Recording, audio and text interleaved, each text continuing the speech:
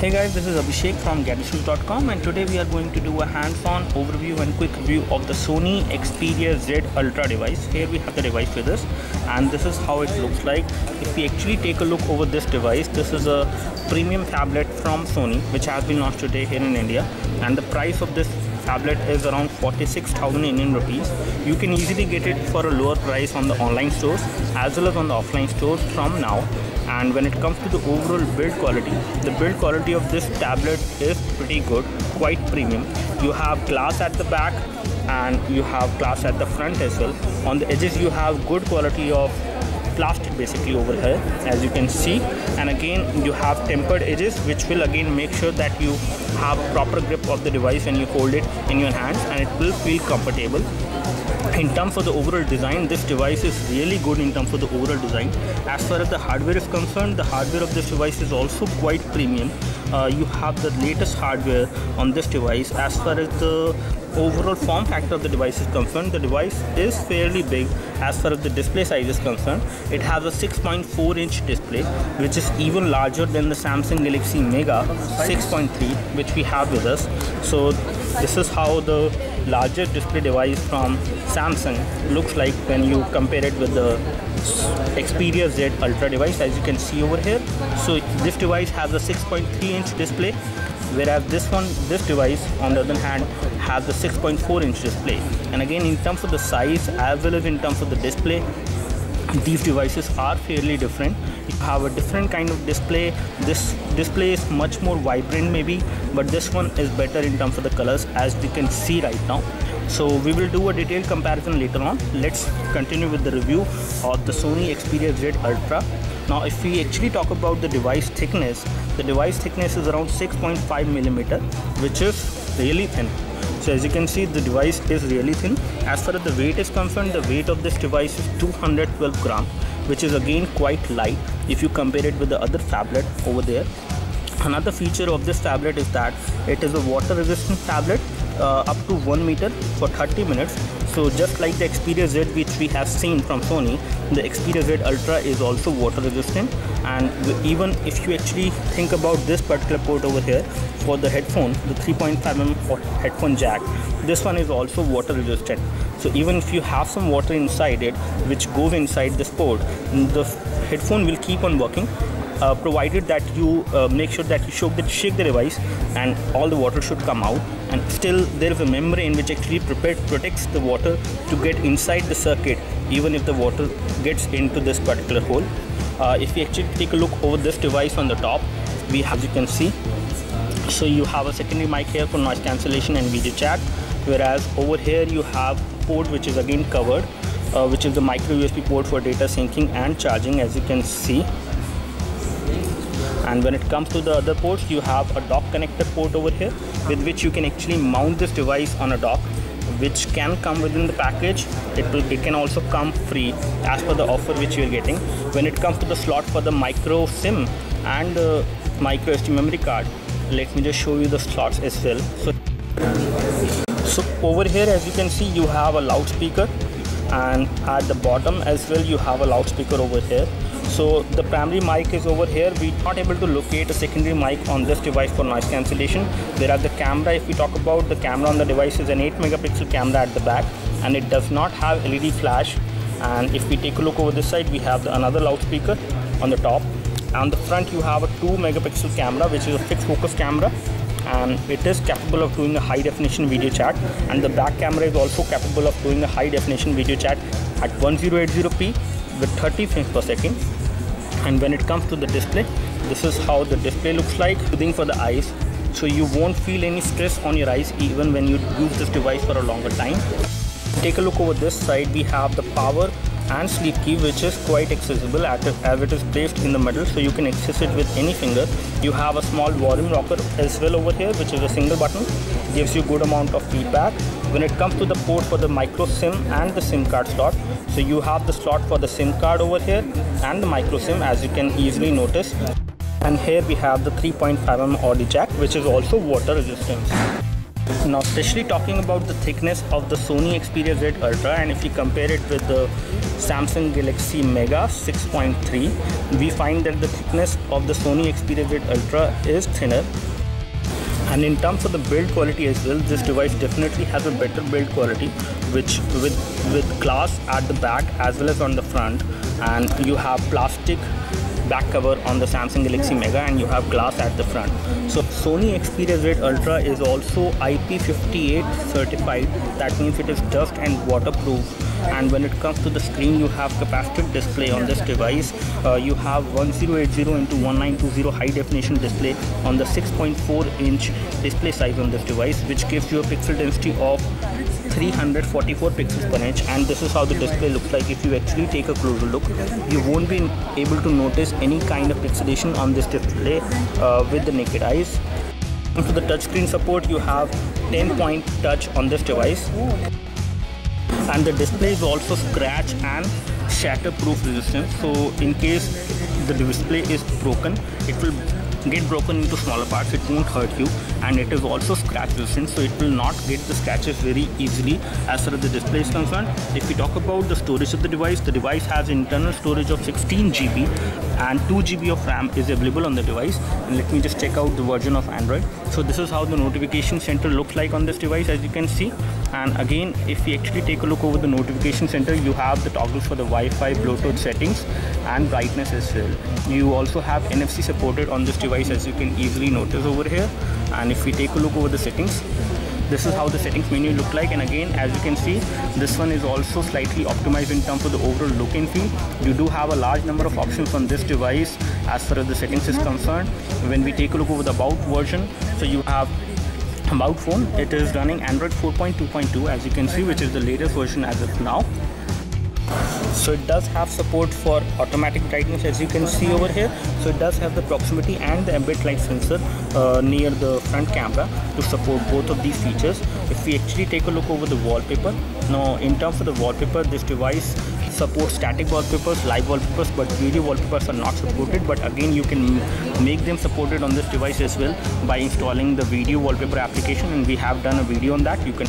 Now when it comes to the sound settings, you do have a large number of sound enhancement options on this device. You can control over the volume and the notification sound over here. If we actually talk about the sound options, sound effects, you can specify all these sound effects. As you can see, you have Clear Audio Plus, which will automatically optimize the sound for listening. And again, you have some sound enhancement options over here. You also get the normalizer, the dynamic normalizer on this device, which will minimize the volume differences in between the song and videos whenever you are going to experience them on this device. So it has support for live wallpapers, Xperia wallpapers and static wallpapers from the album. Now if we take a look over the Android version and the overall UI which is running on this device, the UI is quite optimized to make it look different. You have different home screens. You can add more home screens. As you can see over here, you can have maximum like 7 home screens on this device, which you can have. When it comes to the app drawer, this is how the app drawer look like. And again, you have different kind of application which come pre-installed on this device. These are the regular applications. You get FM radio, calendar application, camera, all other Sony related application on this device. Apart from that, you also get BigFlix application on this device, because Sony have done a tie-up with the BigFlix. So you will get to see some movies for free on this device with this application. You also have Sony Live TV application with which you can watch live Sony TV on this device. You also have a file commander, a file manager on the device. You also have some offer from the Flipkart ebooks where you can read some ebooks for free. And again, Sony has also tied up with the Gameloft, and it does have Asphalt 7 pre-installed on the device. So every Xperia Z Ultra will have Asphalt 7 pre-installed. As you can see, we are playing Asphalt 7 on this device, and the graphics are looking pretty good, as you can easily notice. And let's get the NOS. So in terms of the overall graphic capability of this device, I have no doubt the device is fairly good in terms of the overall graphics. And again, this game is performing pretty good in terms of the overall graphics. I do not notice any kind of lag while playing this game on this device.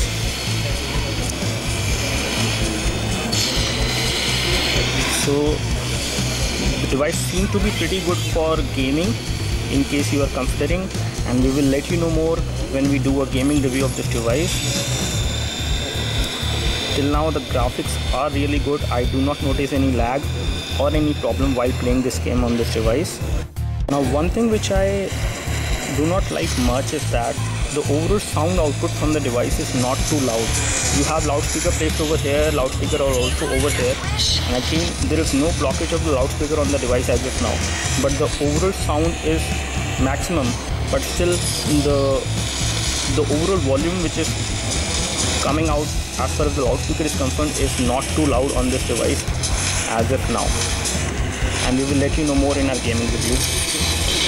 As far as the other setting options which we have on this device, you also have the power management options on this device to save the battery. So in case you are running out of battery, you can activate the power saving mode in different mode, which will again allow you to disable certain services and certain toggles like mobile data and Wi-Fi to save the battery. As far as the RAM is concerned, you have 2 GB of RAM on this device, and as you can see right now, 700 MB or 699 MB of RAM is free, and you get around 1.1 GB of RAM free on this device, which is really good. Out of the 16 GB storage which you have on this device, you get around 11.72 GB available to the user for installing applications for storing picture, videos and other data. And you also have support for external micro SD memory card which you can use on this device, and again we are not sure whether you will be able to install apps on the SD card, and we will let you know later on. It comes to the connectivity options. You have support for internet tethering on this device. You can create a portable Wi-Fi hotspot to share the internet. You also have support for USB tethering on this device, and Bluetooth tethering is also supported. If we go back, you also have support for NFC on this device, Android Beam and VPN.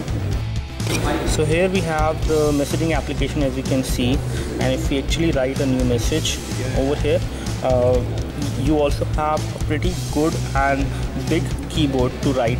As far as the virtual keyboard is concerned, the keys are quite big in size, so you will not face any problem while typing on this device, even with thick fingers as well. And you also have support for landscape typing mode.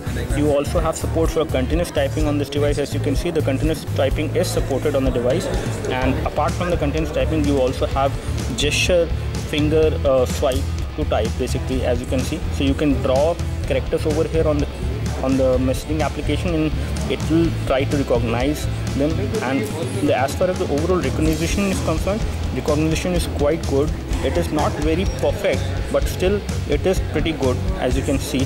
So as you can see, this is how the camera UI looks like, and again the camera UI is like the UI which we have seen on the Xperia Z previously.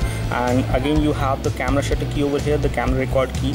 Let me just show you the view from the front camera. So the front camera is a high definition camera, and again the view from the front camera as of now is not very good.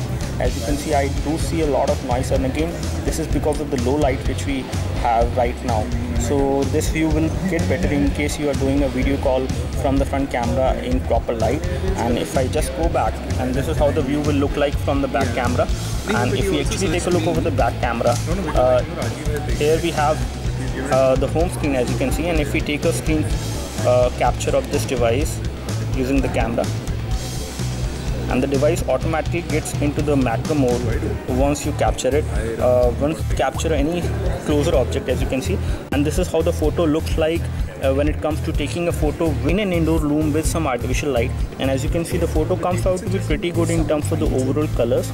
As far as the details are concerned, I do see some amount of noise in this photo, but again this photo comes out to be pretty good when you capture the photo from the 8 megapixel camera at the back, which does not have flash. So this is how the photo quality will look like when it comes to taking photos in low light. So this is how the app drawer look like, and again we notice something new on the app drawer. If you swipe it from the left side, you will be able to see these options which will allow you to search for apps on this device, which is pretty good. You can also uninstall specific application. You can sort the applications in the alphabetical most recently used application and the install application which you have downloaded. And again you can also go to the Sony Play Store which we have on this device, and you can also go to the Google Play Store to install more applications. So here we have a video on this device preloaded, and this is a high definition video which we are running on this device, and the loudspeaker is pretty loud, not too loud on this device. Again you have loudspeaker vents over here and here, and the quality of the video is pretty good. As you can see, while playing this high definition video, I do not notice any issue. The viewing angles for this video are pretty wide, especially so if you play any kind of video on this device, the viewing angles are going to be good. So this device has a display, the IPS LCD display, and the viewing angles are pretty good on this device, as you can easily notice over here. As far as the sound quality is concerned, the sound quality is pretty good, but it is not too loud. And again, you can increase the volume like this, and you can decrease the brightness of the video like this by swiping the finger over the display. So as far as the processor is concerned, you have 2.2 GHz carry at 400 processor on this device. The GPU on the device is Adreno 330, which is again quite decent in the new GPU, the latest GPU which we have from. And you have Qualcomm MSM 8274 or MSM 8974 chipset on this device, depending on in which country you are buying this device. Tablet, this device also support the landscape mode, so even if you are on the app drawer on the home screen, if you hold the device like this, the device orientation, the display orientation will rotate, so that you can use this device in the landscape mode as well whenever you want to. Okay, that's all from us as far as the quick hands-on review and overview of the Sony Xperia Z Ultra phablet is concerned. We like this device as far as the initial expressions are concerned. We will let you know more through our detailed review. In case you have any questions, do let us know through the comment section below. You can like this video if this video helped you by clicking the like button below. You can subscribe to our YouTube video channel for more videos like this by clicking the subscribe button below. Thanks for watching this video. This is Abhishek signing off. Thank you.